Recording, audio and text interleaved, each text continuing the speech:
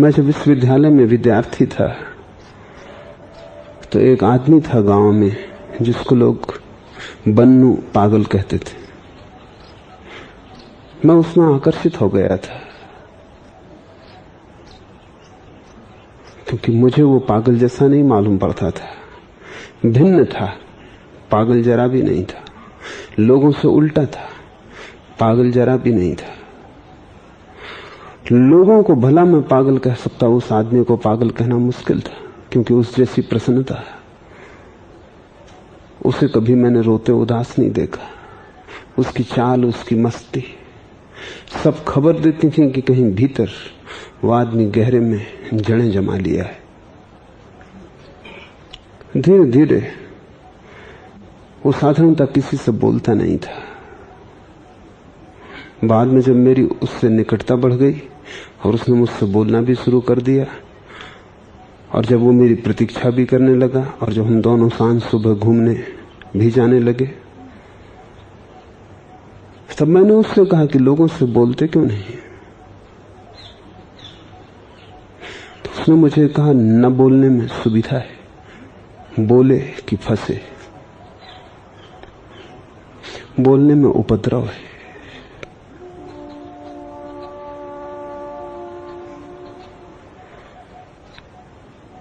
एक दिन सांझ घूमते वक्त वो अचानक रुक के खड़ा हो गया और उसने एक चांटा अपने गाल पे मार लिया। तो मैंने उससे पूछा कि क्या किया है, क्या हुआ? उसने कहा, जब बात रुक सकती हो तभी रोक देना ठीक है। मुझे किसी के प्रति क्रोध आ रहा था। अब मैंने बांके बिहारी लाल जी को ठीक कर दिया। वो अपने को सदा सम्मान से ही पुकारता था, बांके बिहारी लाल जी। लोग उसको बन्नू पागल कहते थे। वो मुस्कुराया, उसने कहा, कहो बांके बिहारी लाल जी। रास्ते पे आ गए, जरा सी रेखा उठी थी क्रोध के भीतर, वही उसने चांटा मार के निपटारा कर लिया। उसने कहा, बजाय इसके कि दूसरे चांटा मारे, खुद ही मार लेना बेहतर है और इसके पहले की बात आगे बढ़ जाए उसे रोक देना उचित है। उसने मुझे कहा था कि आग जब शुरू शुरू में सुलगती, जरा से पानी से बुझ जाती और हवा का ये नियम है कि छोटे दिए को तो बुझा देता है, बड़ी लपटों को बढ़ाता है।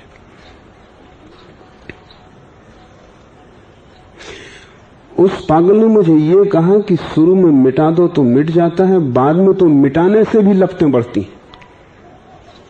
वो लाओत्से ने भी नहीं कहा है इस सूत्र में। तुमने भी देखा होगा, हवा का झोंका आता है, छोटा दिया बुझ जाता है और घर में आग लगी हो उस वक्त अगर हवा चल जाए तो मारे गए, फिर बुझना मुश्किल है।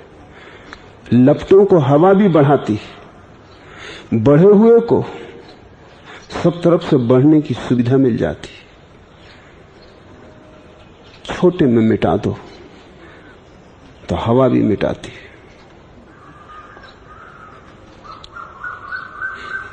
ये जो पागल आदमी था, ये पागल आदमी नहीं था, ये समझबूझ के पागल हो रहा था।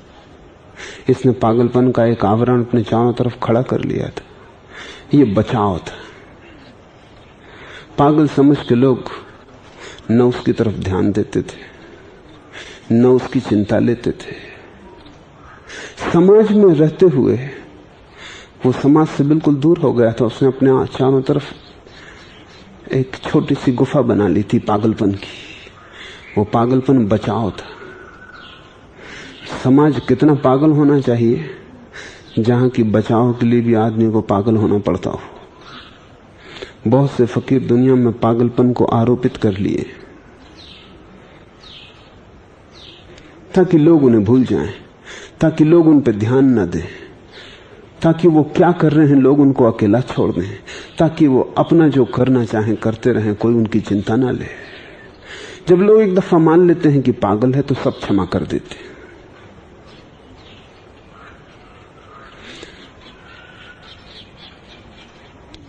ये लाओत्से का सूत्र और तुम्हारा ठीक इससे विपरीत होना, इन दोनों को साथ साथ समझने की कोशिश करो। जब कोई समस्या उठती है तब तुम क्या करते हो? पहले तो तुम उस पर ध्यान ही नहीं देते, तुम ऐसा रुख रखते हो कि अपने आप चली जाएगी, कोई खास बड़ी बात नहीं, ऐसी सर्दी जुकाम है, मिट जाएगा। क्या चिकित्सक से पूछना है, क्या उपचार करना है? तुम छोटा करके देखते हो। तुम पहले तो उपेक्षा करते हो, टालते हो। तुम पहले पूरी चेष्टा ये करते हो कि अपने आप ही हल हो जाए। कहीं दुनिया में कोई चीज अपने आप हल हुई है? उलझाओ तुम और अपने आप हल हो जाए, ये होगा कैसे? बनाओ तुम अपने आप हल हो जाए, ये होगा कैसे? समस्या तुम खड़ी कर रहे हो, अपने आप हल ना होगी। लेकिन ये मनुष्य का पहला रवैया है, सोचता है शायद कोई चमत्कार घट जाएगा, कोई घटना बदल जाएगी, संयोग बदल जाएंगे, चीज अपने आप हो जाएगी, क्यों झंझट में पड़ना। आदमी मद्देनजर करना चाहता है, कहीं और देखने लगता है। ये पहली प्रक्रिया है कि तुम अपने मन को कहीं और लगाते हो ताकि समस्या दिखाई न पड़े, और यहीं खतरा शुरू होता है, क्योंकि जिस समस्या को तुमने देखना बंद किया वो तुम्हारे अचेतन में गिरने लगती, वो तुम्हारे अंधकार कुएं में गिरने लगती, वो तुम्हारी जमीन के भीतर उतर जाती है, वो अंडरग्राउंड हो जाती। और एक बार कोई समस्या जमीन के नीचे उतर गई, अंधेरे में उतर गई, तुमने देखा नहीं, नजर न दी, ध्यान न किया, वो बीज की तरह उस जड़ जमा लेगी। जो समस्या सचेतन में हो उसे हल करना आसान है, क्योंकि वहां तक तुम मालिक हो। एक बार अचेतन में उतर गई फिर हल करना मुश्किल है, क्योंकि फिर तुम मालिक रहे ही नहीं।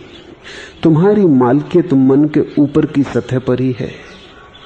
अगर मन को हम 10 खंडों में बांटें तो पहले खंड में तुम्हारी मालिकियत थोड़ी बहुत चलती, 9 खंडों में तुम्हारी मालिकियत का 9 खंडों का तुमसे कोई संबंध ही नहीं रहा है। एक बार कोई समस्या अचेतन में, अनकॉन्शियस में चली गई तो बीज जमीन में चला गया। जमीन के ऊपर से झाड़ बोहार देना बड़ा आसान था, जमीन के नीचे बहुत कठिनाई है, और खोदने में डर है, क्योंकि खोदोगे 1000 निकल आएंगे। इसलिए कोई अचेतन को खोदता नहीं, छूता नहीं, भय लगता है, क्योंकि एक बीज नहीं दबा है, वहां तुम जन्मों जन्मों से दबाए हुए पड़े हो। अचेतन तुम्हारा कबाड़ खाना है, जिसमें तुमने सब कूड़ा करकट भर दिया है। वहां जाने में भय लगता है कि वहां गए और सब चीजें एकदम से टूट पड़ी तो क्या होगा। इसलिए एक बार कोई चीज अचेतन में उतर गई तो तुम जटिलता में पड़ जाओगे। पर मन पहले टालता है। जब मन टालता हो तब तुम जाग जाना, उस क्षण को खोना उचित नहीं। 1000 काम छोड़ के पहले इसे निपटा लेना, बड़े काम छोड़ के इस छोटे को निपटा लेना, क्योंकि जो आज छोटा है कल बड़ा हो जाएगा। अभी हल हो सकता है, कल हल होना मुश्किल हो जाएगा, क्योंकि अकेली नहीं आती समस्या, अपने साथ 1000 समस्याएं लाती है। तुमने सुनी है कहावत, बीमारी अकेली नहीं आती, एक बीमारी अपने साथ 1000 बीमारियां लाती है।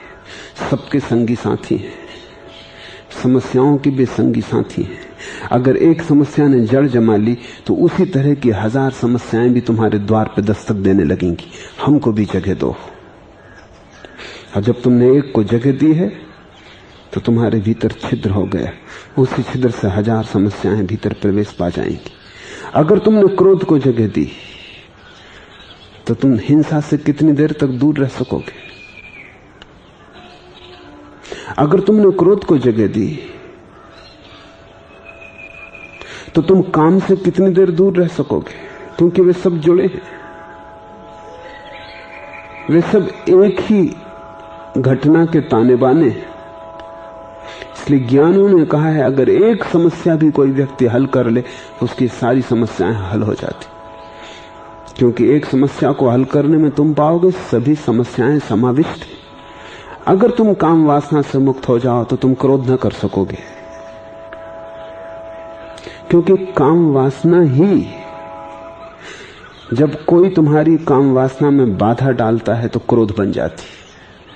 तुम कुछ पाना चाहते थे और किसी ने अड़चन डाल दी। तुम कहीं जाना चाहते थे, कोई बीच में आ गया। तुम जाना चाहते थे और एक पत्थर की दीवार किसी ने खड़ी कर दी। जो भी तुम्हारे मार्ग में अवरोध खड़ा करेगा उस पर क्रोध आता है। लेकिन अगर तुम कहीं जाना ही ना चाहते थे, अगर तुम्हारी कोई कामना ही ना थी, कोई वासना ही ना थी, तुम कुछ पाना ही ना चाहते थे, तो कौन तुम्हारे मार्ग में अवरोध खड़ा करेगा? कैसे तुम्हें क्रोध आएगा? जिसकी काम वासना नहीं उसको लोभ कैसा? लोभ काम वासना का अनुसंग है, क्योंकि कामी लोभी होगा ही। लोभ का मतलब यह है कि कल की वासना के लिए मैं आज इंतजाम कर रहा हूं, परसों की वासना के लिए आज इंतजाम कर रहा हूं, बुढ़ापे के लिए तिजोरी भर रहा हूं, भविष्य के लिए आज तैयारी करनी पड़ेगी। तो लोभ का मतलब है इकट्ठा कर रहा हूं ताकि कल भोग सकूं। जिसकी काम वासना नहीं है उसका लोभ कैसा? जिसकी काम वासना नहीं उसका कल ही न रहा, उसका भविष्य ही समाप्त हो गया, उसका समय रुक गया, उसकी घड़ी बंद हो गई। वो यही है आज, और आज पर्याप्त है। आज से ज्यादा की कोई मांग नहीं है। जो छोटा सा मिल रहा है वो काफी है, आज के लिए काफी से ज्यादा है। अगर तुम कल को बीच में ना लाओ तो जो तुम्हें मिला है काफी है, तुम समृद्ध हो। अगर तुम कल को बीच में ले आओ तो बड़े से बड़े सम्राट भी भिखारी, क्योंकि कल को कोई भी नहीं भर सकता। कल दुष्पूर है। एक वासना को बदलो, तुम पाओगे और वासनाओं में बदलाहट होने लगी। एक समस्या को हल कर लो, सब समस्याएं हल हो जाती। पहला तो मन कहता है टालो, कल देखेंगे, परसों देखेंगे, ऐसा टालते जाते हो। लेकिन जितना तुम टाल रहे हो उतना समय बीज को मिल रहा है फूटने को, अंकुरित होने को। फिर मन की दूसरी वृत्ति है, जब टालना मुश्किल ही हो जाए, समस्या सामने ही खड़ी हो जाए, तो तुम समस्या से लड़ना शुरू करते हो। पहले टालते हो, वो भी गलत, फिर लड़ते हो। दीवार खड़ी हो उसके साथ सिर फोड़ते हो, वो भी गलत, क्योंकि समस्या को कोई लड़के हल नहीं कर सकता। तुम लड़े कि समस्या को हल करना असंभव ही हो जाएगा, क्योंकि हल करने के लिए तो शांत चित्त चाहिए। लड़ने वाली वृत्ति तो अशांत है।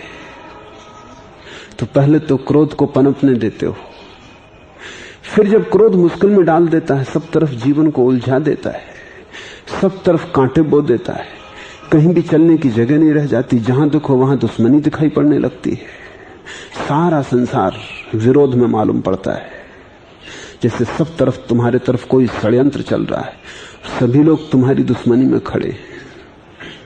तब तुम जागते हो, तब तुम दूसरी भूल करते हो कि तुम लड़ने की कोशिश करते हो कि दबा दो क्रोध को, मिटा दो क्रोध को। लेकिन कभी कोई किसी समस्या से लड़के जीता है? समझ लो कि तुम धागे साफ कर रहे थे और धागे उलझ गए, इनसे लड़ोगे? लड़के धागे सुलझ जाएंगे, लड़के तो और उलझ जाएंगे, टूट जाएंगे। एक बार धागे उलझ गए हों तो फिर तो बड़ी ही शांति चाहिए, फिर तो बड़ा मैत्री भाव चाहिए, फिर तो बड़ी सरलता और धीरज से एक एक धागे को निकालोगे तो ही निकल पाएंगे। अगर जरा भी जोर से खींच दिया तो और उलझाव बढ़ जाएगा। धैर्य बिल्कुल नहीं। पहले तुम टालते हो, उसे तुम धैर्य मत समझना, वो धैर्य नहीं है, वो आलस्य है। कहते हो कल कर लेंगे, परसों कर लेंगे, अभी जल्दी क्या है। पहले तुम टालते हो, वो धैर्य नहीं है। कई लोग उसे धीरज समझते हैं कि हम धैर्यवान हैं, कभी भी कर लेंगे, जल्दी क्या है। वो आलस्य है, वो प्रमाद है, वो केवल अपने को धोखा देना है। धैर्य की कसौटी तो उस दिन आएगी जिस दिन उलझाव खड़ा हो जाएगा और तुम अब क्या करते हो? धैर्य से सुलझाते हो या लड़ते हो? तुम लड़ोगे, छोटी चीजों से लड़ोगे, मुश्किल में पड़ जाओगे। मैंने सुना है ऐसा हुआ, जापान में एक बहुत बड़ा योद्धा था और योद्धा प्रासंगिक है यहां। उसकी तलवार चलाने की कला का कोई मुकाबला न था। जापान में उसकी धाक थी, उसके नाम से लोग कपते थे। बड़े बड़े तलवार चलाने वाले उसके सामने क्षणों में धूल धूसरित हो गए थे। उसके जीवन की एक कहानी है। वो कहानी ज़ैन फकीर बड़ा उपयोग करते हैं क्योंकि वो बड़ी विचारपूर्ण है और तुम्हारे जीवन से जुड़ी है। एक रात ऐसा हुआ कि योद्धा घर लौटा, अपनी तलवार उसने टांगी खूंटी पर।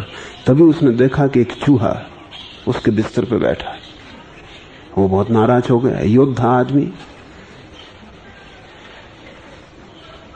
उसने गुस्से में तलवार निकाल ली क्योंकि गुस्से में वो और कुछ करना जानती न था। न केवल चूहा बैठा रहा तलवार को देखता, बल्कि चूहे ने इस ढंग से देखा कि योद्धा अपने आपे के बाहर हो गया। चूहा और ये हिम्मत। और चूहे ने ऐसे देखा कि जा तलवार निकालने से क्या होता है, मैं कोई आदमी थोड़ी हूं जो डर जाऊं। उसने क्रोध में उठा के तलवार चला दी। चूहा छलांग लगा के बच गया, बिस्तर कट गया। अब तो क्रोध की कोई सीमा न रही। अब तो अंधाधुंध चलाने लगा तलवार, वो जहां चूहा दिखाई पड़े। और चूहा भी गजब का था, वो उछके और बचे। पसीना पसीना हो गया योद्धा और तलवार टूट के टुकड़े टुकड़े हो गई। और चूहा फिर भी बैठा था। वो तो घबरा गया, समझ गया कि कोई चूहा साधारण नहीं, कोई प्रेत, कोई भूत। क्योंकि मुझसे बड़े बड़े योद्धा हार चुके हैं और एक चूहा नहीं हार रहा। अब योद्धा एक बात है और चूहा बिल्कुल दूसरी बात है। वो घबरा के बाहर आ गया। उसने जाके अपने मित्रों को पूछा कि क्या करूं। उन्होंने कहा तुम भी पागल हो, चूहे से कोई तलवार से लड़ता है? अरे बिल्ली ले जाओ, निपटा देगी। हर चीज की औसत ही है, और जहां सुई से काम चलता हो वहां तलवार चलाओगे, मुश्किल में पड़ जाओगे। बिल्ली ले जाओ। लेकिन योद्धा की परेशानी और चूहे की तेजस्वी की कथा गांव भर में फैल चुकी। बिल्लियों को भी पता चल गई। बिल्लियां भी डरी क्योंकि उनका भी आत्मविश्वास हो गया। इतना बड़ा योद्धा हार गया है जिस चूहे से। पकड़ पकड़ के बिल्लियों को लाया जाए। बिल्लियां बड़ा मुश्किल से दरवाजे के बाहर ही अपने को खींचने लगे। बामिस्कुल उनको भीतर करेंगे, वो भीतर चूहे को देख के बाहर आ जाएं। एक दो बिल्लियों ने झपटने की भी कोशिश की, लेकिन उन्होंने पाया कि चूहा झपट्टा उन पे मारता है। ये चूहा अजीब था क्योंकि चूहा कभी बिल्ली पे झपट्टा नहीं मारता जब तक कि उसको LSD न पिला दिया गया हो या कोई शराब न पिला दी गई हो, जब तक वो होश के बाहर न हो जाए। और चूहा अगर बिल्ली पे झपटे तो बिल्ली का आत्मविश्वास खो जाता है। तो सारी बिल्लियां इकट्ठी हो गई। उन्होंने कहा हमारी इज्जत का भी सवाल है। योद्धा तो एक तरफ रहा, हारे न हारे हमें कुछ लेना देना नहीं। ऐसे भी हमारा कोई मित्र न था। चूहे ने ठीक ही किया, मगर अब हमारी इज्जत दांव पर लगी है। अब हम क्या करें? अगर हम हार गए एक दफा और गांव के दूसरे चूहों को पता चल गया तो ये सब प्रतिष्ठा तो प्रतिष्ठा की बात होती है। एक दफा पोल खुल जाए तो बहुत मुश्किल हो जाता। अगर दूसरे चूहे भी हमला करने लगे तो हम तो गए, कहीं के न रहे। इस योद्धा ने तो डुबा दिया। तो उन सबने राजा के महल में एक मास्टर कैट थी, एक बिल्लियों की गुरु, उससे प्रार्थना की अब तुम ही कुछ करो। उसने कहा तुम भी पागल, इसमें करने कैसा, जैसा मैं भी आई। वो बिल्ली आई, वो भीतर गई, उसने चूहे को पकड़ा और बाहर ले आई। बिल्लियों ने पूछा कि तुमने किया क्या? उसने कहा कुछ करने की जरूरत है, मैं बिल्ली हूं, वो चूहा है, बात खत्म। इसमें तुमने करने का सोचा कि तुम मुश्किल में पड़ोगे, क्योंकि करने का मतलब हुआ कि डर समा गया। उसका स्वभाव चूहे का है, मेरा स्वभाव बिल्ली का, बात खत्म। हमारा काम पकड़ना, उसका काम पकड़ा जाना है, ये तो स्वाभाविक है। इसमें कुछ लेना देना नहीं, इसमें कुछ करना नहीं। न इसमें हम जीत रहे हैं, न इसमें वो हार रहा है। इसमें हार जीत कहां? ये उसका स्वभाव है, ये हमारा स्वभाव है, दोनों का स्वभाव मेल खाता है, चूहा पकड़ा जाता है। तुमने स्वभाव के अतिरिक्त कुछ करने की कोशिश की और चूहे से कोई लड़के जीता है, और बिल्ली जिस दिन लड़े समझना कि हार गई। लड़ने की शुरुआत ही हार की शुरुआत है। समस्याओं से लड़ना मत। ज़ैन फकीर कहते हैं समस्याओं के साथ वही व्यवहार करना जो बिल्ली ने चूहे के साथ किया। चेतना का स्वभाव पर्याप्त है, होश काफी है। होश के मुंह में समस्या वैसे ही चली आती जैसे बिल्ली के मुंह में चूहा चला आता है। इसमें कुछ करना नहीं पड़ता, लेकिन तुम योद्धा बन के तलवार लेके खड़े हो जाते हो। दो कौड़ी की समस्या है, सुई भी जरूरत न थी, तुम तलवार से लड़ने लगते हो, हारोगे। ध्यान रखना, मरीज हो सर्दी जुकाम का और कैंसर का इलाज करोगे तो मारोगे। सर्दी जुकाम तो एक तरफ रहेगा, मरीज मरेगा। सम्यक विधि का इतना ही अर्थ है, क्या मौजूद है, क्या स्वाभाविक है। लड़ने का सवाल क्या है? किससे लड़ रहे हो तुम? तुम्हारे भीतर जब कोई समस्या है, उससे लड़ने का मतलब ही यह है कि तुमने आत्मविश्वास खो दिया। अन्यथा तुम्हारा होश, जागृति, तुम्हारा ध्यान काफी है।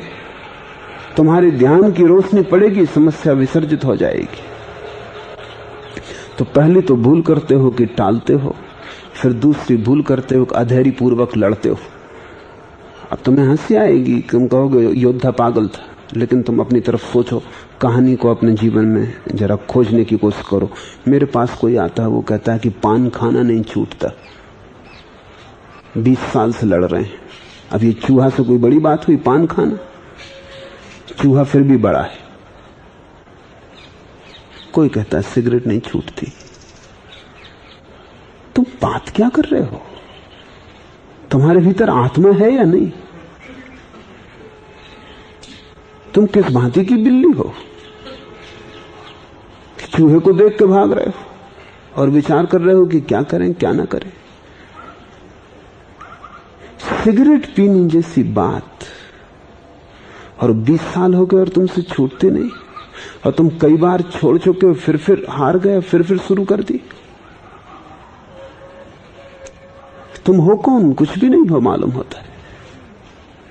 तुम्हारे पास ध्यान की कोई भी ऊर्जा नहीं है, तुम्हारे पास आत्मविश्वास नहीं है। अन्यथा सिगरेट पीने से लड़ना पड़े।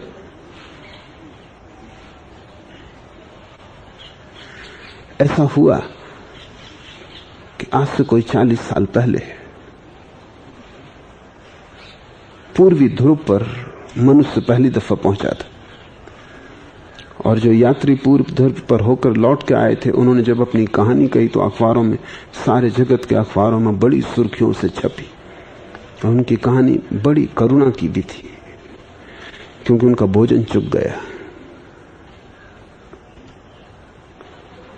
और उन्हें मछलियां मार के या भालू मार के किसी तरह अपना जीवन चलाना पड़ा। पर सबसे बड़ी हैरानी की बात यह थी कि जो यात्री दल का प्रधान था, उसने कहा हमें भोजन के चुकने से उतनी तकलीफ ना हुई, लोग भूखे रहने को राजी थे, लोग पानी पी के रह लेते थे, लेकिन सिगरेट चुक गई तो हम बड़ी मुश्किल में पड़ गए। लोग जहाज की रस्सियां काट काट के पीने लगे, और उनको लाख समझाया कि रस्सियां अगर कट गई तो हम पहुंचेंगे कैसे वापस। इन्हीं रस्सियों पर सारा पाल टिका है, लेकिन कोई सुनने को राजी नहीं। पहुंचने की उतनी फिक्र नहीं, मर जाए यहीं इसकी भी चिंता नहीं, लेकिन लोग कहते कि जब तलफ लगती तो हम रुक नहीं सकते, और उन पर पहरा देना मुश्किल था। क्योंकि करीब करीब 90% साथी उस दल के सिगरेट पीने वाले थे। उन पर पहरा कौन दे? रात को रस्सियां कट जाएं। कप्तान इसलिए परेशान था कि अगर ये चला और लोग रस्सियां ही पी गए तो हमारे पहुंचने का कोई उपाय नहीं। एक वैज्ञानिक इसको अखबार में पढ़ रहा था, वो भी सिगरेट का चेन स्मोकर था। उसके हाथ में उस वक्त भी सिगरेट थी जब वो पढ़ रहा था। उसे ख्याल आया कि ये तो बड़ी बेहूदी बात है। अगर मैं भी उस यात्री दल का हिस्सा होता तो मैंने भी क्या रस्सियां पी होती, गंदी रस्सियां, उनको मैं धुएं की तरह पी गया होता। हाथ में सिगरेट थी, उसने सिगरेट की तरफ देखा, अपनी तरफ देखा, सिगरेट उसने एस्ट्रे में रख दी, वैसी की वैसी अधजली, और उसने कहा अब मैं उस दिन की प्रतीक्षा करूंगा जब मुझे इसे फिर उठाना पड़े। उस दिन मैं समझूंगा कि मुझ में कोई आत्मा नहीं है। सिगरेट बड़ी है, आत्मा छोटी, बीड़ी बड़ी है, ब्रह्म छोटा।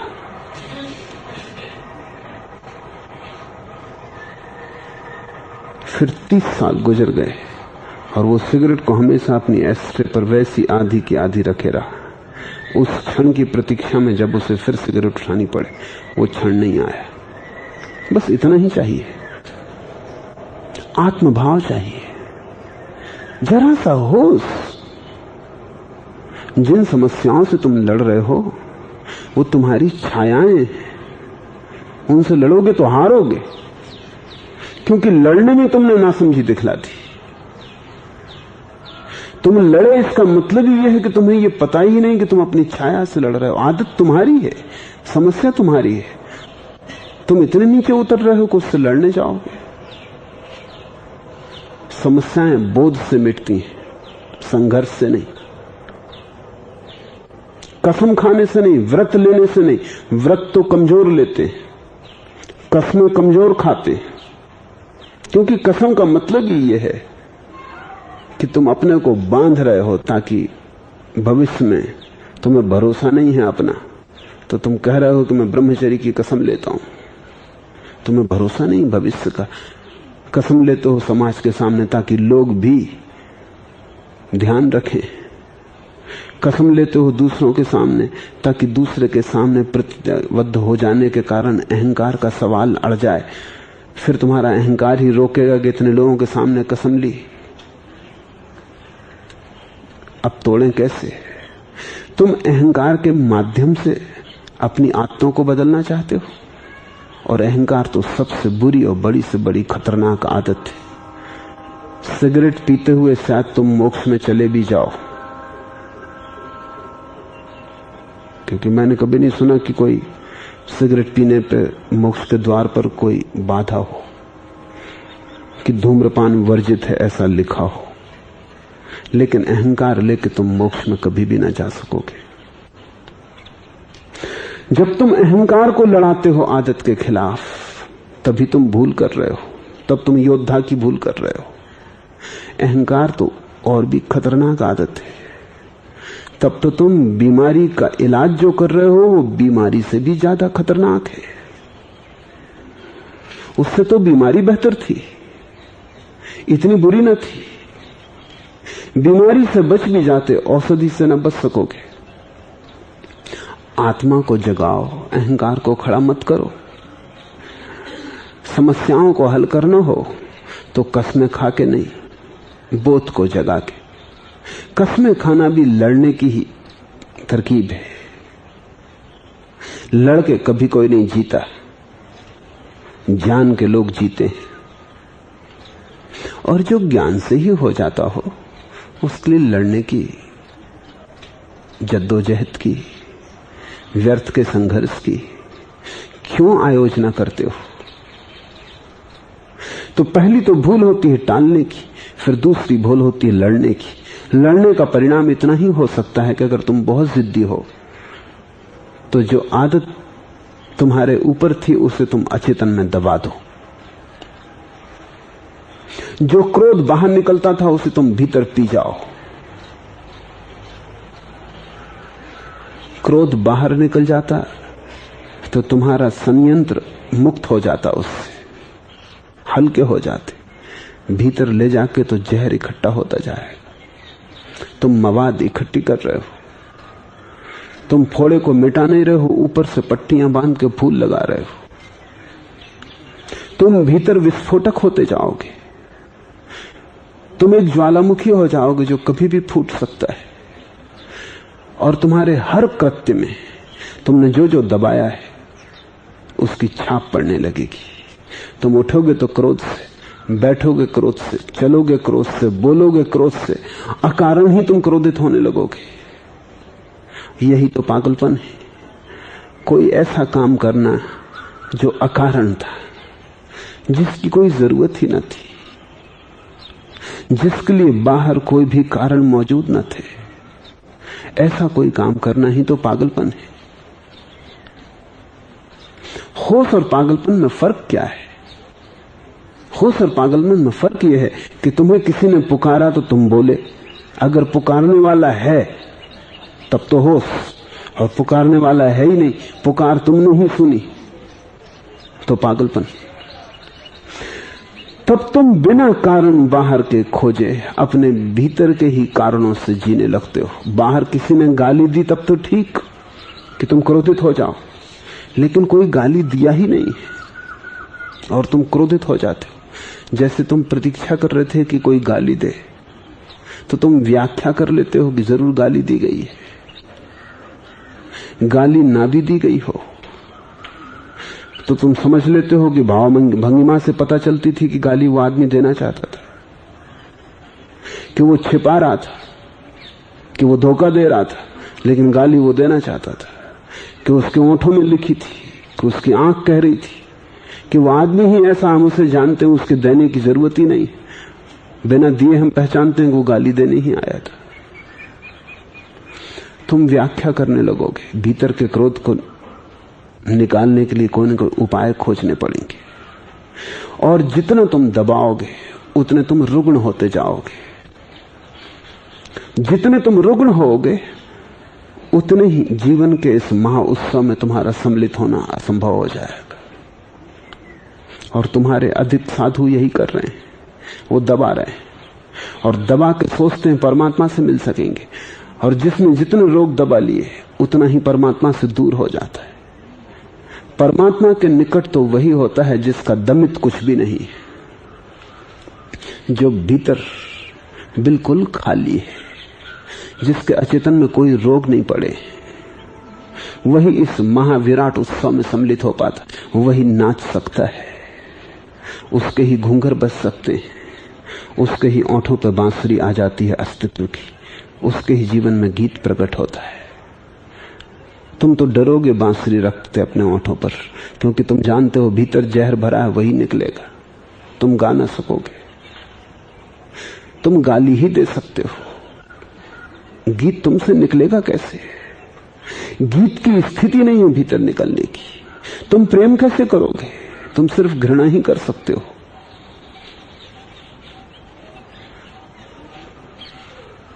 तुम वही कर सकते हो जो तुम्हारे भीतर दबा है। तो तुम्हारा साधु परमात्मा से दूर होता जाता है। जितना दूर होता है उतना वो सोचता है और जोर से दमन करना है। तब वो अपने भीतर एक नरक को बना लेता है। मैं साधुओं को जानता हूं, उन्हें निकट से जान के ही मुझे ये ख्याल आया कि दुनिया को नए सन्यासी की जरूरत है। पुराना सन्यास सड़ चुका है, उसको महारोग लग गया दमन का, और पुराना सन्यासी आनंद मग्न नहीं है। भला वो मुस्कुराता भी हो तो भी उसकी मुस्कुराहट झूठी, क्योंकि एकांत में जब वो मुझे मिला है तो उसने अपना दुख रोया है। सभा में जब उसे मैंने देखा है तो वो मुस्कुराता बैठा है। एकांत में वो दुखी है, और एकांत में वो अस्त व्यस्त है, अराजक है, और एकांत में वो समझ नहीं पाता कि क्या हो रहा है। और एकांत में उसकी वही पीड़ाएं हैं जो तुम्हारी और तुमसे 1000 गुनी, क्योंकि तुमने दबाया नहीं, उसने दबाया है। वो तुमसे बड़ा ग्रस्त है, तुमसे ज्यादा स्त्रियों की आकांक्षा है, तुमसे ज्यादा धन की लोलुपता है, तुमसे ज्यादा उसकी पकड़ है भोग पर, लेकिन उसने दबाया है, वो उसे प्रकट नहीं होने देता। तुमने प्रकट किया है, तुम थोड़े हल्के हो, तुम उतने भारी नहीं। तुम शायद परमात्मा के पास पहुंच भी जाओ, तुम्हारा स्वामी, तुम्हारा गुरु मुश्किल है। इसलिए मुझे लगा है कि बिल्कुल नए सन्यासी के अवतरण की जरूरत है, जो जीवन को दमन के मार्ग से नहीं वरन होश के मार्ग से रूपांतरित करे। ये जो सूत्र हैं, अब तुम समझने की कोशिश करो, ये होश के सूत्र हैं। क्योंकि बड़ा होश चाहिए, तभी तुम जीवन की समस्याओं के पैदा होने के पहले उनका निवारण कर पाओगे। जो शांत पड़ा है उसे नियंत्रण में रखना आसान है, जो अभी प्रकट नहीं हुआ है उसका निवारण आसान है। निवारण तुम कर ही तब पाओगे जब तुम उसको देखने लगो जो होने वाला है, अभी हुआ भी नहीं है, नहीं तो निवारण न कर पाओगे। जो होने वाला है, जो अभी अस्तित्व में आया नहीं है, भीतर को तुम समझने की कोशिश करो। तुम अगर भीतर का थोड़ा अध्ययन करो तो चीजें बड़ी साफ होने लगे। थोड़ा स्वाध्याय जरूरी, क्योंकि जो भी मैं कह रहा हूं वो कोई सिद्धांत नहीं है, वो तुम्हारे स्वाध्याय के लिए सूचनाएं हैं। तुम भीतर देखने की कोशिश करो किस तरह घटना घटती है, एक विचार कैसे निर्मित होता है। खाली बैठ जाओ, देखो कि विचार कैसे निर्मित होता है, कहां से आता है। तो पहले तुम पाओगे कि विचार नहीं होता, भाव होता है, सिर्फ भाव। भाव बड़ा धूमिल होता है, साफ नहीं। कोई चीज जैसे होने वाली है, कोई अंकुर फूटने वाला है, लेकिन साफ नहीं कहां है, कहां से फूट रहा है, क्या हो रहा है। अभी हृदय में है, अभी फीलिंग भाव के तल पर है। थोड़ी ही देर में भाव के तल से उठेगा और विचार के तल पर आएगा, तब तुम ज्यादा आसानी से पहचान पाओगे कि क्या है, क्या हो रहा है भीतर। फिर जैसे ही विचार के तल पर आएगा, तब वो जिद करेगा कृत्य के तल पर जाने की। ये तीन तल हैं, भाव, विचार, कृत्य। क्रोध पहले भाव में रहेगा, तुम्हें भी साफ नहीं है कि क्या है, फिर विचार बनेगा, तब तुम्हें धीरे धीरे साफ होगा कि क्या है। अभी दूसरे को बिल्कुल साफ नहीं है, फिर वो कृत्य बनेगा, तब दूसरे को पता चलेगा कि क्या है। अगर तुम भाव के पहले पकड़ लो तो निवारण कर पाओगे, पूर्व निवारण। तो बड़ा मुश्किल है। अभी तुम्हारा होश तो विचार पर भी नहीं है, अभी तो विचार भी बेहोशी में चल रहे हैं। तुमसे कोई अचानक पूछ ले क्या सोच रहे हो, तो तुम एकदम से जवाब नहीं दे पाते। लोग कहते हैं कुछ नहीं। उसका कारण क्या है? अगर कोई बैठा उससे पूछो क्या सोच रहे हो, वो पहले ही उसका उत्तर होता कुछ भी नहीं सोच रहे, ऐसे ही बैठे। ऐसे कोई बैठ सकता है? सिर्फ बुद्ध बैठते। इतने बुद्ध नहीं हो सकते दुनिया में जितने कुछ नहीं जवाब देने वाले। नहीं, वो सोच रहा, उसे पता नहीं। विचार चल रहे हैं लेकिन उससे कुछ पता नहीं, सब अंधेरे में हो रहा है। उससे कहो कि नहीं, जरा आंख बंद करके ठीक से कहो, कुछ तो सोच ही रहे होगे। तब वो शायद थोड़ी कोशिश करे तो हैरान हो कि कुछ नहीं, काफी सोच रहा है। विचार ही विचार चल रहे हैं, अनर्गल, असंगत, बेतुके, किसी श्रृंखला में नहीं। कुछ कारण नहीं दिखाई पड़ता कि क्यों चल रहे हैं। जैसे आसपास मक्खियां भिनभिना रही हो, ऐसे तुम्हारे चारों तरफ विचार भिनभिना रहे हैं।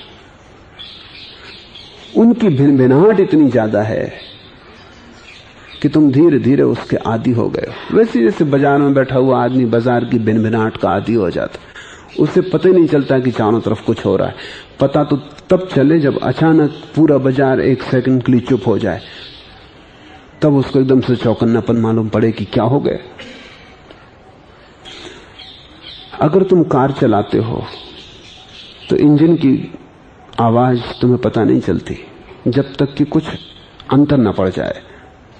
अगर आवाज एकदम बंद हो जाए तो तुम्हें पता चलती, या कोई नई आवाज सम्मिलित हो जाए तो तुम्हें पता चलता है, अन्यथा तुम्हें कुछ पता नहीं चलता। आदी हो जाते हो। विचार के तुम आदी हो, इसलिए कोई अचानक पूछ ले तुम कहते हो कुछ नहीं। उत्तर ठीक नहीं है। भीतर थोड़ा देखना शुरू करो। पहले विचार के साक्षी बनो।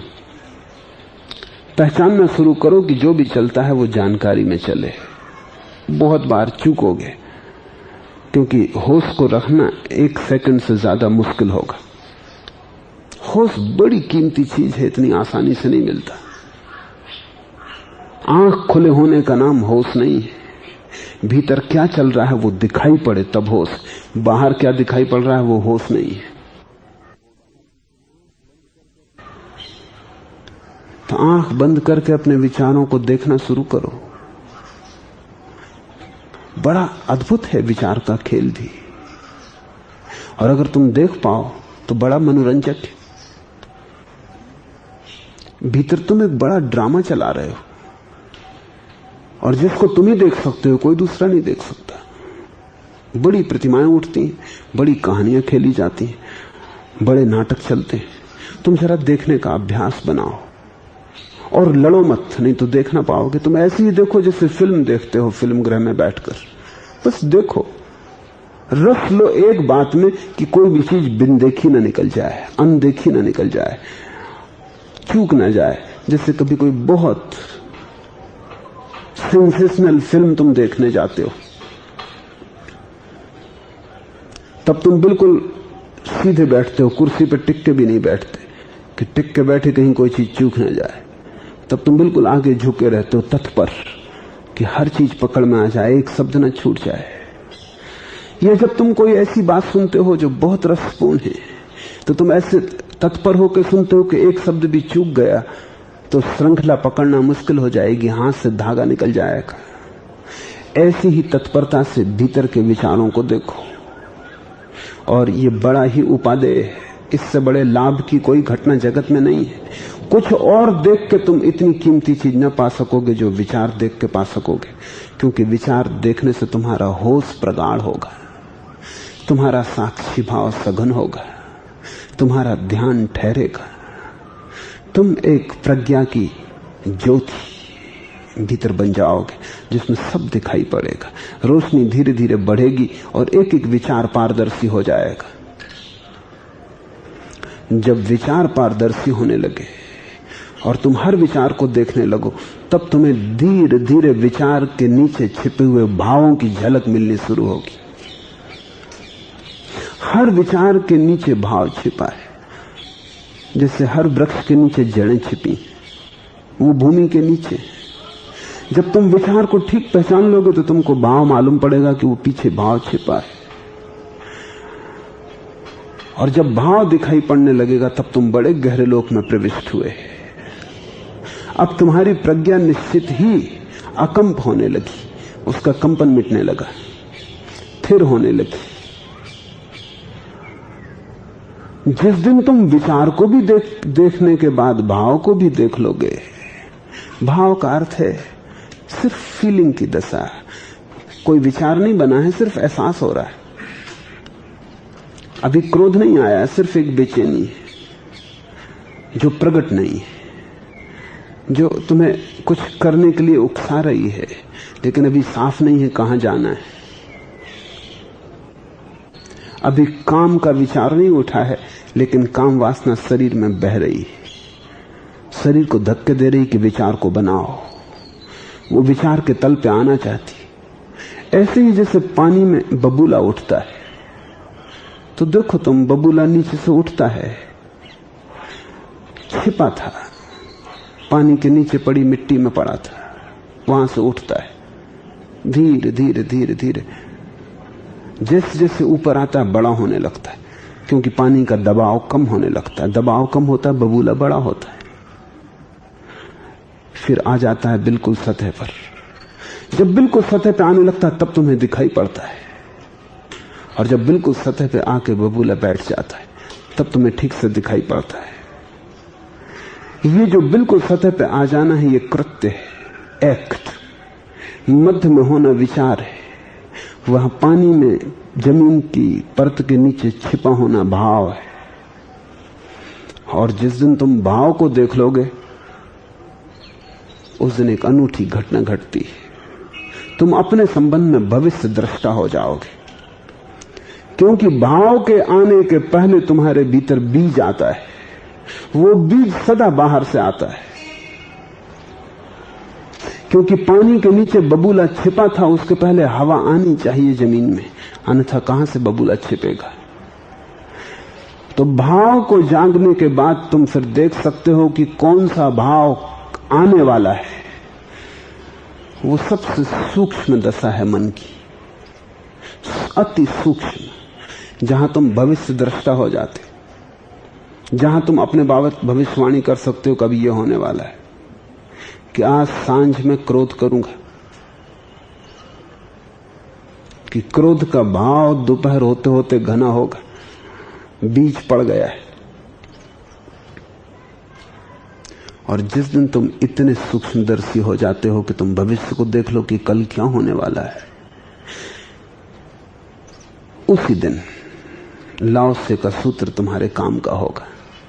निवारण हो सकता है भाव बनने के पहले, क्योंकि भाव है जड़, और भाव के जो पूर्व है, जिसके लिए हमारे पास कोई शब्द नहीं, क्योंकि कोई उतना सूक्ष्म दर्शन नहीं करता, या जो करते हैं वो कभी इतने अकेले होते हैं करने वाले कि किसी को बताने का उपाय नहीं, दूसरा उनको समझता भी नहीं। जो प्री फीलिंग स्टेट है, भाव पूर्व दशा है, वो बीज है, और वो बीज सदा बाहर से आता है। विचार बाहर से आते हैं, भाव बाहर से आते हैं, बीज बाहर से आता है, सब बाहर से आता है, और उस बाहर से आए में तुम ग्रसित हो जाते हो। जिस दिन तुम ये सब देख लोगे और तुम्हारा दृष्टा परिपूर्ण हो जाएगा, उस दिन निवारण, उस दिन तुम आने के पहले ही द्वार बंद कर दोगे। उस दिन तुम्हारे जीवन में कोई उत्पात न रह जाएगा। जो शांत पड़ा है उसे नियंत्रण में रखना आसान है, जो अभी प्रकट नहीं हुआ है उसका निवारण आसान है। That which lies still is easy to hold. That which is not yet manifest is easy to forestall. Yet not manifest, जो अभी तक प्रकट नहीं हुआ उसे बदल देना बिल्कुल हाथ की बात है। इस संबंध में तुम्हें मैं कुछ कहूं, कोई समानांतर दृष्टांत जिसे तुम्हें समझ में आ जाए। रूस में क्रिलियन ने एक नए किस्म की फोटोग्राफी विकसित की है, और वो है बीमारी को अप्रगट अवस्था में पकड़ने के लिए। एक आदमी आज से 6 महीने बाद कैंसर का मरीज होगा, तो कोई भी चिकित्सक अभी नहीं पकड़ सकता, क्योंकि शरीर में अभी कहीं भी कोई छाप नहीं पड़ी। मनोवैज्ञानिक भी नहीं पकड़ सकता, क्योंकि अभी मन में भी कोई छाप नहीं पड़ी। क्रिलियन पकड़ लेता है। उसने इतनी सूक्ष्म फोटोग्राफिक प्लेटें तैयार की हैं, इतनी संवेदनशील, कि वो शरीर और मन से भी जो गहरा है, जिसको आध्यात्मिक लोग आरा कहते रहे हैं, शरीर का आभा मंडल, शरीर का इलेक्ट्रिक फील्ड, उसमें पकड़ता है वो। जैसे अगर ये मेरे हाथ की उंगली 6 महीने बाद बीमार होने वाली है, तो इस उंगली के आसपास विद्युत का एक क्षेत्र है जो अभी बीमार हो गया। पहले विद्युत के क्षेत्र में बीमारी प्रवेश करती, फिर उस क्षेत्र के माध्यम से वो मन में आती, फिर मन के माध्यम से वो शरीर तक आती। भाव, विचार, कृत्य, विद्युत क्षेत्र, मन, शरीर। 6 महीने पूर्व क्रिलियन पकड़ लेता है और वो कहता है अभी इलाज कर लिया जाए तो ये बीमारी कभी ना आएगी। और अभी इलाज बिल्कुल आसान है, क्यों अभी कुछ नहीं करना है, अभी इस व्यक्ति के विद्युत क्षेत्र को ठीक करना है। जो कि कई साधनों से किया जाता रहा है। चीन में अकुपंचर के द्वारा किया जाता रहा है। किर्लियान की फोटोग्राफी ने 5000 साल पुराने अकुपंचर को बड़ी महिमा दे दी। लोग समझते थे ये तो सिर्फ पूर्वी लोगों की कल्पना है। अकुपंचर बड़ा वैज्ञानिक सिद्ध हुआ और 5000 साल पुराना है। और अकुपंचर का जन्म तभी हुआ जब ताओ की विचारधारा गहन हो रही थी। वो ताओ का ही अंग है। अकुपंचर ताओ का अंग है, जैसे भारत में आयुर्वेद योग का अंग है। ताओ की जो साधना पद्धति है उसी साधना पद्धति का हिस्सा है अकुपंचर। लाओ त्से के ये वचन ही उसका आधार है कि पूर्व निवारण कर लो। इस विचार का ही नियोजन शरीर की बीमारी के लिए है कि बीमारी जब आ जाए तब लड़ना बहुत मुश्किल, और जब शरीर तक आ जाए तो हटाना बहुत कठिन और असाध्य। लेकिन अगर प्राथमिक चरण में ही मुक्त कर ली जाए बीमारी, तो अकुपंचर क्या करता है? अकुपंचर सिर्फ शरीर की जो विद्युत क्षेत्र है, जो इलेक्ट्रिक फील्ड है, उसको बदलता है। अकुपंचर ने 700 बिंदु खोजे हैं शरीर में जहां से बदलाहट की जा सकती है, और उन बिंदुओं पर अकुपंचर सिर्फ सुई को चुभा देता है। जरा सी गर्म की हुई सुई चुभा दी जाती है। उस गर्म सुई के कारण उस स्थान पर जहां की छेद पड़ रहा था विद्युत के फील्ड में, विद्युत के क्षेत्र में, उस सुई के कारण विद्युत की धारा बदल जाती। उस धारा के परिवर्तन से जो बीमारी होने वाली थी वो ठीक हो जाती। अब ये बात काल्पनिक रहेगी। काल्पनिक इसलिए रहेगी क्योंकि ये बीमारी अब प्रकट थी। अभी तो बीमार को भी पता नहीं था। अभी तो चिकित्सक भी मानने को राजी नहीं था कि इसको कोई बीमारी है। सिर्फ अकुपंचरिस्ट, जिनकी की सारी दीक्षा बड़ी सूक्ष्म आंखों को जन्माने की है, जो कि शरीर के पास विद्युत को देखने की कोशिश करते हैं। इसलिए अकुपंचर की ट्रेनिंग बड़ी दुस्साध्य है। 10, 20 साल, 25 साल, फिर भी पक्का नहीं, क्योंकि आपकी आंखों और ध्यान की गति पर निर्भर करेगी कि आप शरीर के आसपास विद्युत को देखना शुरू कर दें। ये जो किर्लियान है, इसने काम आसान कर दिया। कैमरा पकड़ के बता देता है। कैमरे में फोटो आ जाता है पूरे शरीर का। शरीर के आसपास विद्युत की रेखाएं आ जाती हैं, और जहां जहां रेखाएं छिन्न भिन्न है, टूटी फूटी, वहीं कोई बीमारी प्रकट होने वाली है। उस विद्युत क्षेत्र को ठीक कर दिया जाए, बीमारी कभी प्रकट ना होगी। अब इसमें एक अड़चन है। अगर बीमारी प्रकट ना हो तो क्या पक्का कि होने वाली थी या नहीं? अगर प्रकट हो तो साफ है कि अकुपंचर वाले लोग गलत बातें कह रहे थे। अगर वो सफल हो जाएं तो साफ है कि बकवास है, क्योंकि बीमारी हुई नहीं, होने वाली थी, इसका क्या पक्का। लेकिन किर्लियान की फोटोग्राफी से बड़ी चीजें साफ हो गई। अब तो प्लेट को वैसे ही देखा जा सकता है जैसे कि एक्सरे की प्लेट को चिकित्सक देखता है। जैसे एक्सरे की प्लेट हर बड़े अस्पताल में जरूरी हो गई, आने वाले 10 वर्षों में किर्लियान के यंत्र हर अस्पताल में जरूरी हो जाएंगे। तब उचित यह होगा कि बजाय बीमार पड़ने के पहले ही आप चले जाएं। हर महीने चेकअप करवा लें कि कहीं कोई गड़बड़ की शुरुआत तो नहीं है,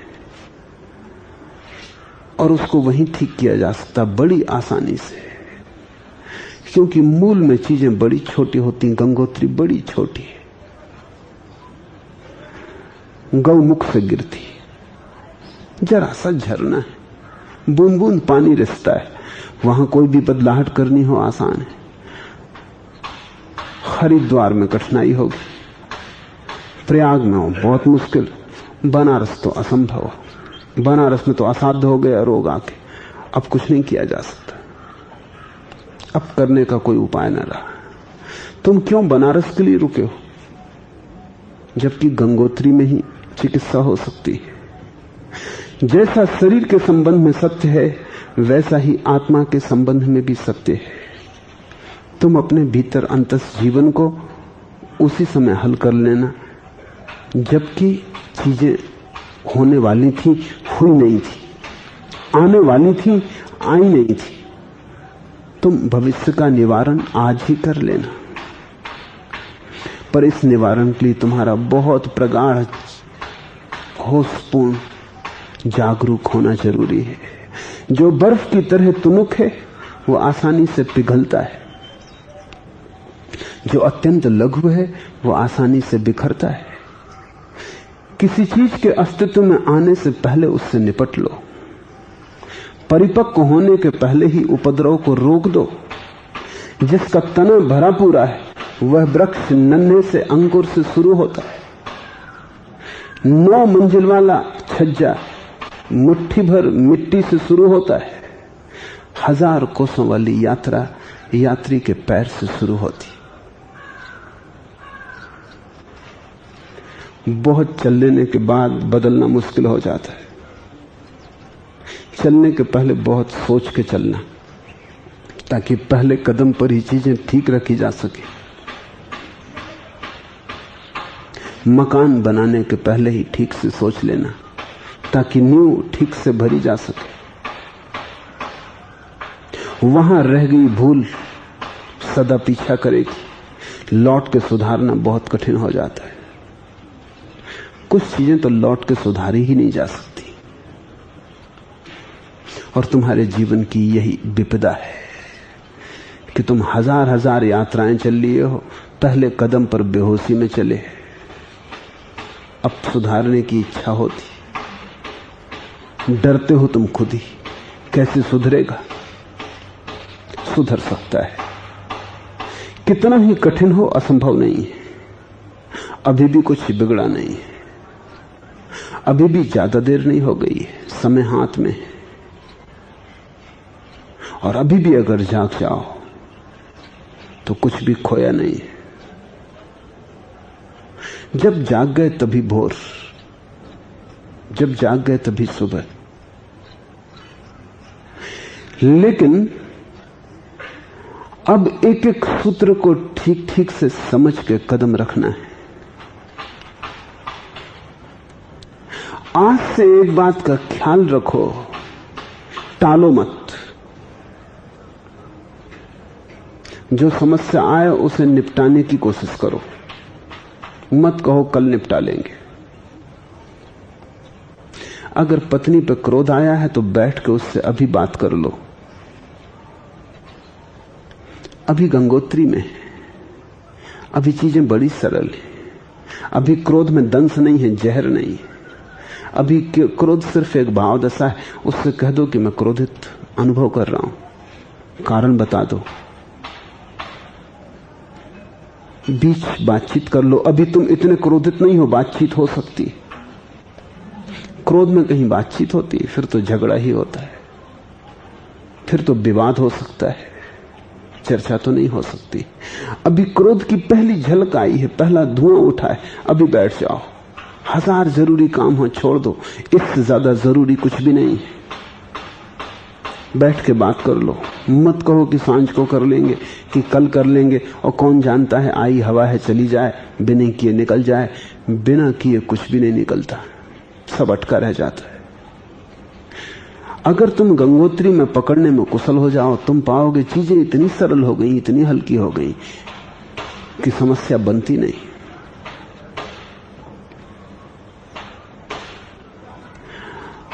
अगर मन में लोभ जगा है तो उसे पड़ा मत रहने दो, आंख बंद करके बैठ जाओ, अपने लोभ को पूरा उठा के देख लो।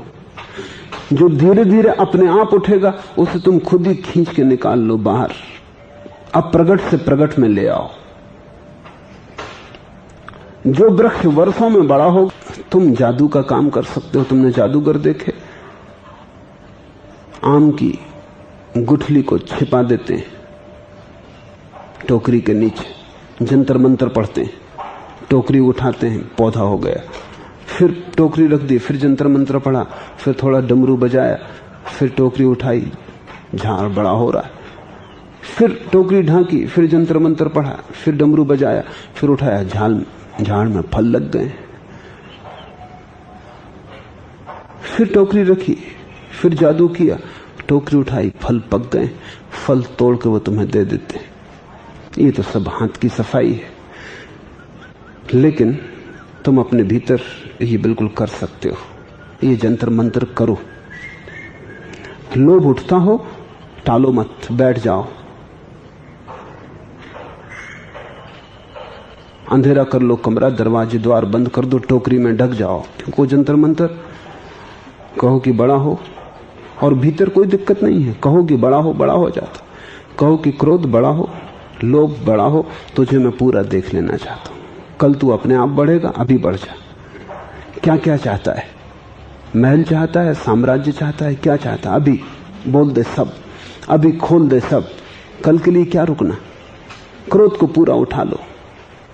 क्रोध बड़ी प्रसन्नता से बढ़ेगा, झाड़ बड़ा होगा, जल्दी फल लग जाएंगे, पक जाएंगे, तुम सिकंदर हो गए, सारी दुनिया का राज्य तुम्हारा है। इसको देख लो, इसको पूरा उठा लो, इसको पूरा पहचान लो, और पूरे वक्त होश रखो कि कैसा खेल मन खेल रहा है।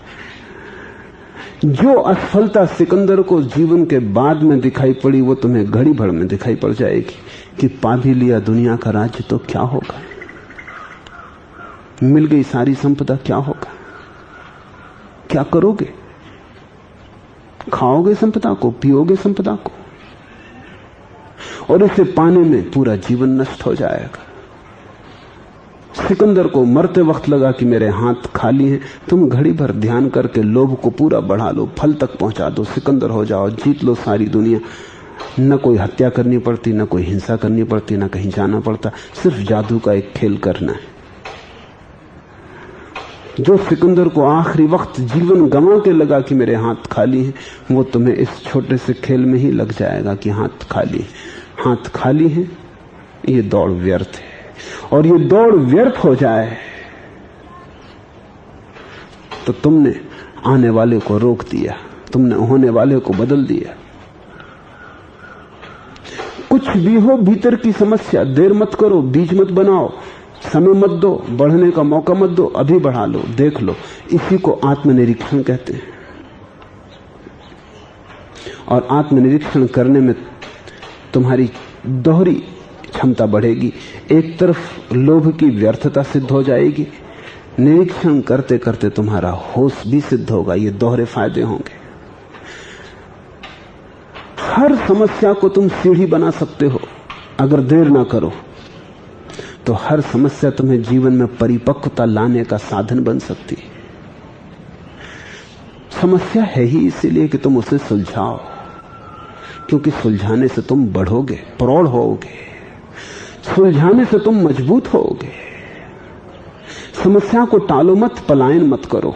एक बात, पिछली समस्याओं को जिनको टाल दिया है, पलायन करते रहे हो, उनसे लड़ो मत। उनको भी मन में फैलने का मौका दो।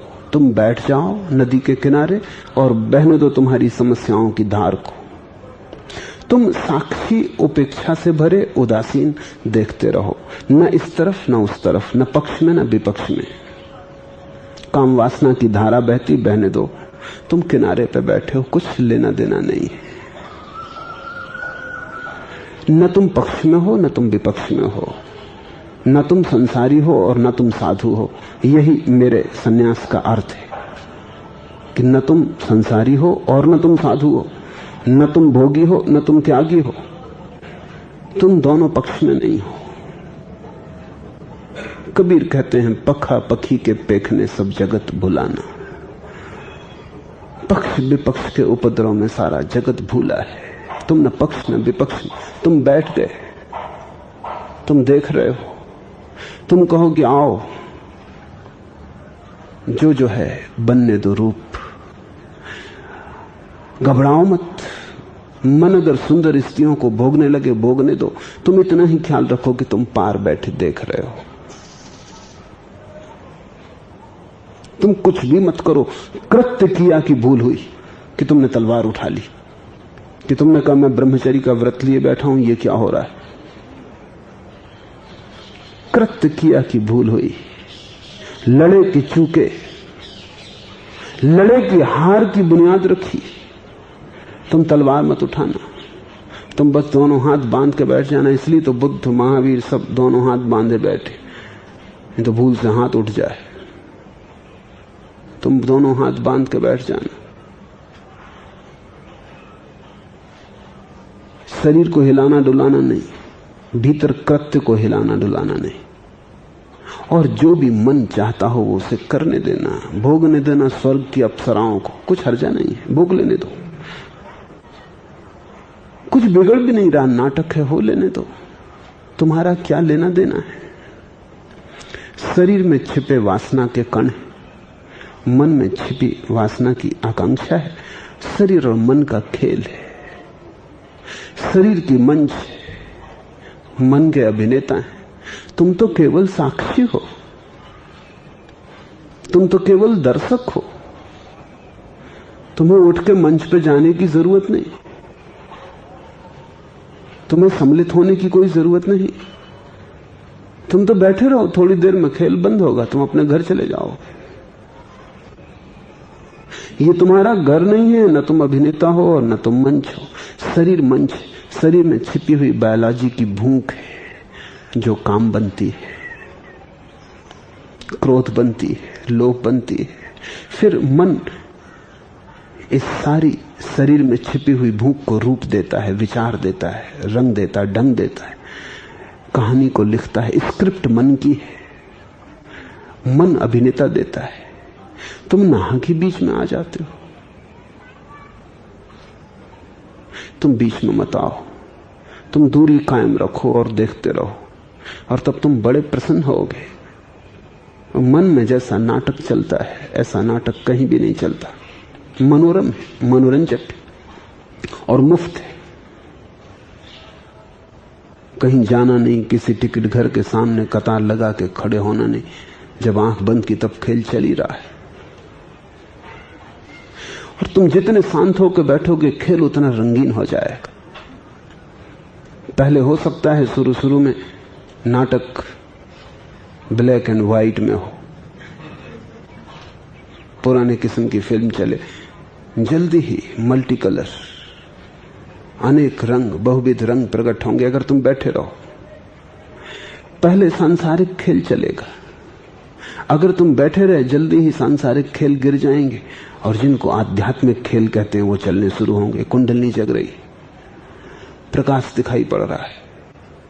राम खड़े हैं धनुष लिए, कृष्ण बांसुरी बजा रहे हैं, जीसस सूली पे लटके। ये आध्यात्मिक नाटक है। ये भी नाटक ही है। इनका भी सारा का सारा खेल मन का ही है और इनकी मंच भी शरीर है। तुम इनको भी देखते रहो। जैसे संसार बीत गया ऐसे ये खेल भी बीत जाएगा। तुम देखते ही रहो। तुम दर्शक से ज्यादा इंच भर कुछ और मत बनना। बड़ा कठिन है। कई बार एकदम दिल हो जाएगा अरे कूद पड़ो बीच में। कई बार तुम पाओगे कि भूल ही गए और कूद पड़े। जैसे ही पाओ कि कूद पड़े फिर वापस अपनी कुर्सी पे लौट आना और बैठ जाना। कई बार ये भूल होगी, पुरानी आदत है। इसमें भी कुछ परेशान होने की जरूरत नहीं। जब भूल गए अब क्या करना। जब याद आ गई वापस लौट के फिर बैठ के देखने लगे। पहले संसार गुजरेगा, फिर अध्यात्म गुजरेगा। संसार से तो बच जाना बहुत आसान है, अध्यात्म से बचना बहुत कठिन है, क्योंकि वो और भी मनोरंजक है, बहुरंग है। उसके रंग संसार में दिखाई ही नहीं पड़ते। तुमने नीला रंग देखा है लेकिन वो कुछ भी नहीं है। जिस दिन तुम्हारे भीतर नील तारा दिखाई पड़ेगा, जब तुम अपने ही तीसरे नेत्र में देखोगे कि नील तारा प्रकट हो रहा, वो नीलिमा अलौकिक है। उसमें तुम तरोबोर हो जाओगे, उसमें तुम डूब जाओगे, उसमें तुम भूल जाओगे कि तुम दर्शक हो, अपनी कुर्सी पे बैठे रहो। तुम भोगी बन जाओगे, क्योंकि कुछ भी नहीं है अप्सराओं में और कुछ भी नहीं धन तिजोड़ी में। जब भीतर के सूक्ष्म रंग प्रकट होते हैं और वो उसी के सामने प्रकट होते हैं जो संसार को बिता दे। संसार में जो उलझ गया उसके सामने वो प्रकट होने का मौका ही नहीं आता। जिसने सांसारिक चित्रों को बीत जाने दिया उसके सामने आध्यात्मिक चित्र आने शुरू होते। वो अच्छा लक्षण है। वो बताता है कि तुम थोड़े शांत हुए हो, तुम थोड़ी देर कुर्सी में बैठे रहे हो, तुम थोड़ी देर उछल उछल के मंच पे नहीं पहुंचे हो, इसलिए अब ये रंग आने शुरू हुए। और जब तुम पाओगे भीतर के रंग बड़े अनूठे, हर चीज अलौकिक हो जाती, ध्वनियां सुनाई पड़ती जो कि बड़े बड़े संगीतज्ञ पैदा नहीं कर सकते। बड़े से बड़ा संगीतज्ञ जो कर सकता है वो भी उन ध्वनियों की प्रतिध्वनि मालूम होगी। चांद तारे हजार हजार, सूरज करोड़ों, बड़ा अनूठा लोक प्रकट होता है। तुम जैसे जैसे शांत होते हो वैसे वैसे बड़े अनूठे रूप रंग की दुनिया प्रकट होती है, और वो इतनी वास्तविक मालूम होती है कि संसार माया मालूम पड़ेगा। जिसने भीतर का नील तारा देख लिया उसे सब जगत के नीले रंग बस जस्ट फीके फीके मालूम पड़ेंगे, उसकी ही कुछ छाप, वो भी धुंधली धुंधली कार्बन कॉपी। जिसने भीतर की सुंदर अप्सरा देख ली उसे बाहर की सब स्त्रियां फीकी फीकी मालूम पड़ेंगी, उजड़ी उजड़ी खंडहर। जिसने भीतर के धन की झलक पाली सब तिजोरियां खाली मालूम पड़ेंगी, लेकिन ध्यान रखना कि वो भी अभी बाहर है, सब दृश्य बाहर है, भीतर तो केवल दृष्टा है। तो इनको भी गुजर जाने देना। बहुत से संसार में उलझे हैं, बहुत से अध्यात्म में उलझ जाते हैं। मेरे पास वो अध्यात्म में उलझे वाले लोग आते हैं तो वो मुझसे चाहते मैं उनकी गवाही दूं। मेरी बड़ी मुश्किल है, अगर मैं उनको कहूं कि हाँ बड़ा गजब का काम हो रहा है तो वो उसमें उलझते हैं, और अगर उनको कहूं कि इसकी फिक्र ना करो तो वो उदास होते हैं। वो कहते हैं कि मैं सहायता नहीं दे रहा, उल्टा उनको उदास कर रहा हूं, हम बड़ी आशा से आए थे। अगर मैं उनको कहूं कि ये नील तारे, ये सूरज हजार हजार, ये सब भी कल्पनाएं हैं, ये तुम्हारे कृष्ण बंसी बजाते हुए, ये भी तुम्हारे मन का खेल है, ये तुम्हारे बुद्ध महावीर, ये तुम ही बना रहे हो, ये आखिरी मन का बुलावा है।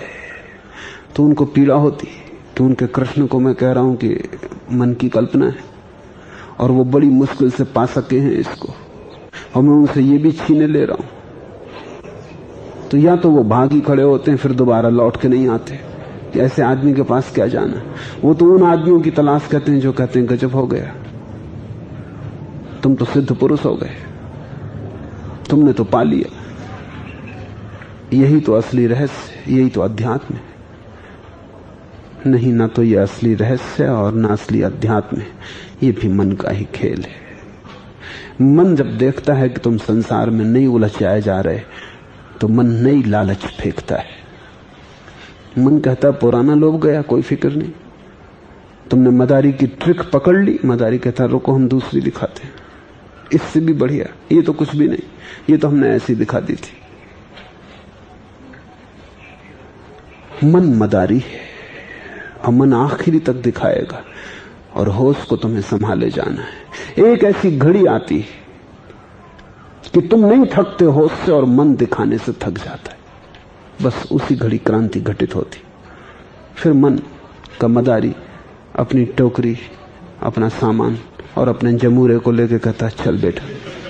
वो चल पड़ा, वो तुम्हें छोड़ गया, नाटक बंद हुआ, मंच खो गई, तुम अकेले रह गए अपनी कुर्सी पर। उसी को महावीर ने सिद्ध शिला कहा है, कुछ भी न बचा, अकेले बैठे रह गए। वही बैठक सिद्धि है। अब कुछ दिखाई नहीं पड़ता, अब बस देखने वाला है। अब कोई ऑब्जेक्ट ना रहा, सिर्फ सब्जेक्टिविटी है। अब सिर्फ आत्मा बची, अनुभव ना बचा। इसलिए तो कबीर कहते हैं सुन मरे अजपा मरे अनहदहु मर जाए। शून्य भी मर जाता है, क्योंकि शून्य भी अनुभव है। अगर तुम कहते हो कि मुझे शून्य का अनुभव हो रहा है, यह भी मन का ही नाटक है। अनुभव मात्र मन का है। Experience as such is of the mind. जब सब अनुभव चला जाता है, शून्य मरे अजपा मरे, अनहद मर जाए, कुछ भी नहीं बचता। वही वास्तविक शून्य है जहां कोई अनुभव नहीं बचता। वही वास्तविक शून्य है जहां तुम ये भी नहीं कह सकते कि मुझे शून्य का अनुभव हो रहा है।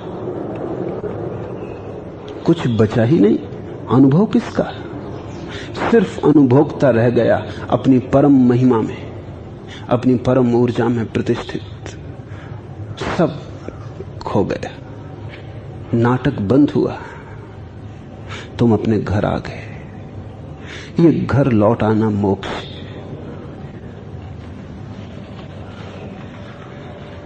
इसलिए लाओ से कहता है, किसी चीज के अस्तित्व में आने से पहले उससे निपट लो। यही निपटना है। मन में सब सूक्ष्म बीज छिपे हैं, तुम उनसे निपट लो, उनको प्रकट हो जाने दो। मन में कृत्य मत बनाओ उन्हें। कृत्य बनते ही कर्म का जाल शुरू होता है।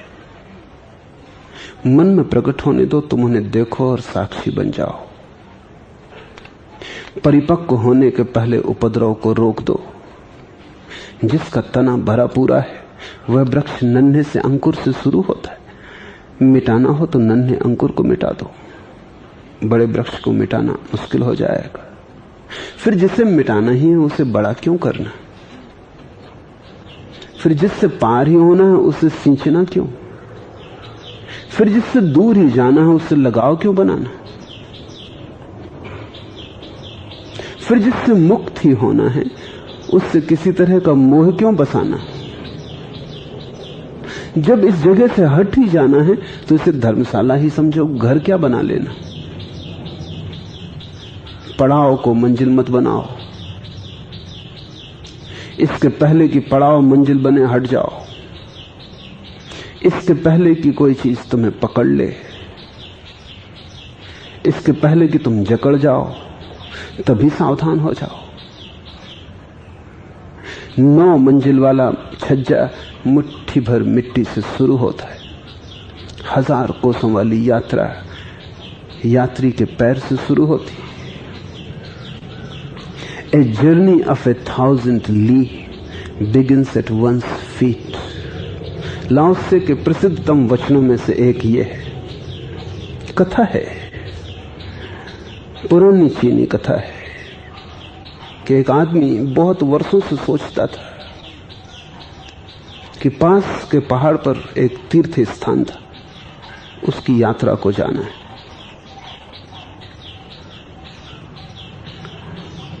लेकिन दूरी थी, कोई 20 मील दूर था। तो सुबह लोग बड़ी जल्दी जाते थे, 2 बजे रात निकल जाते थे ताकि ठंडे ठंडे पहुंच जाएं। पैदल जाना ही एकमात्र उपाय था उस पहाड़ पर। वो टालता रहा था बहुत दिन तक। दूर दूर से यात्री उसके गांव से गुजरते थे। आखिर उससे न रहा गया। एक दिन उसने तय ही कर लिया। उसने पुराने यात्रियों से पूछा कि साथ सामान क्या ले जाना पड़ेगा। उन्होंने और सब सामान भी बताया और कहा कि एक लालटेन भी ले जाना, क्योंकि रात 2 बजे अंधेरा होता है, रास्ता बीहड़ है, रोशनी के बिना चलना खतरनाक है, अनेक लोग गिर गए हैं और मर गए। तो वो आदमी रात 2 बजे उठा, उसने लालटेन जलाई, वो गांव के बाहर आया। वो बड़ा गणितज्ञ रहा होगा, बड़े हिसाब किताब का आदमी था। उसने गांव के बाहर आके देखा लालटेन को कितनी दूर तक रोशनी पड़ती। मुश्किल से कोई 10 कदम रोशनी पड़ती थी। उसने कहा 10 कदम रोशनी पड़ती और 20 मील का रास्ता है, मारे गए।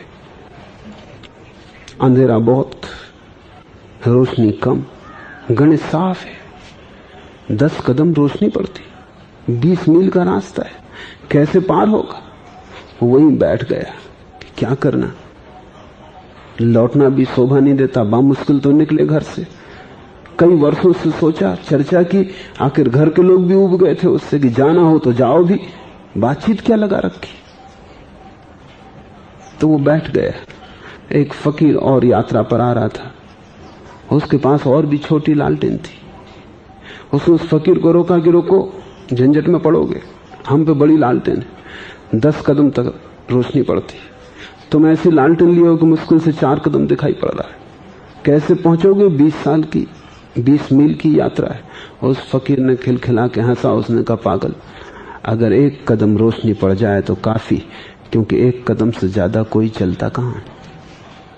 और एक कदम रोशनी से तो लोग हजारों मील की यात्रा पूरी कर लेते। बस उतनी रोशनी काफी है, एक कदम दिख जाए। तुम एक कदम चल लिए, फिर एक कदम और दिखने लगा, तुम एक कदम और चल लिए। 2 कदम तो कोई भी एक साथ चल नहीं सकता। उस गणितज्ञ का तुम मुझे समझाने की कोशिश मत करो, गणित में मैं निष्णात हूं।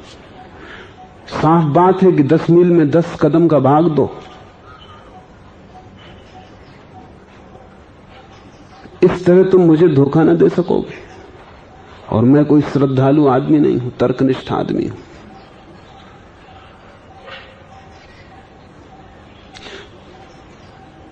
लाओस से कहता है कि वो आदमी कभी भी यात्रा पे न जा पाएगा। एक कदम से 1000 मील की यात्रा शुरू होती, एक कदम से ही पूरी भी हो जाती। इसलिए तो लाओस से इसको कहता है आरंभ और अंत, बिगिनिंग एंड एंड। पहले कदम पर ही यात्रा की शुरुआत है और पहले कदम पर ही यात्रा का अंत है। पहला कदम क्या है कि तुम समस्याओं को उनके आने के पहले निवारण कर लो। यही प्रथम, यही अंतिम है। इतना तुमने कर लिया, सब हो गया। इतना तुमने साध लिया, सब सध गया। एक कदम तुम साध लो गंगोत्री का, प्रथम चरण का, फिर कुछ उलझता नहीं, चीजें सुलझती चली जाती हैं। और एक कदम सुलझाना तुम जानते हो, एक कदम से ज्यादा कोई कभी उठाता ही नहीं। जब भी एक कदम उठाओगे सुलझा लोगे। आज सुलझा लिया, कल भी सुलझा लोगे, परसों भी सुलझा लोगे। एक कदम उठता रहेगा, सुलझता रहेगा, एक कदम रोशनी पड़ती रहेगी। फिर तीर्थ कितने ही दूर हो, किसको चिंता है। पहला कदम जिसका उठ गया, ठीक सुलझा हुआ, उसकी मंजिल आ गई करीब। इसलिए लाओस से कहता है यही अंत, यही प्रारंभ। और जो प्रारंभ में ही भटक जाए वो कभी अंत तक नहीं पहुंचता। वो एक ऐसी नदी की तरह है जो मरुस्थल में खो जाती, जो सागर तक नहीं पहुंच पाती। तुम्हें अगर सागर तक पहुंचना हो तो नजर सागर पर मत रखो, नजर एक कदम पे रखो। एक कदम काफी है, उसको सुलझाया हुआ उठा लो। बस इस क्षण सुलझे रहो।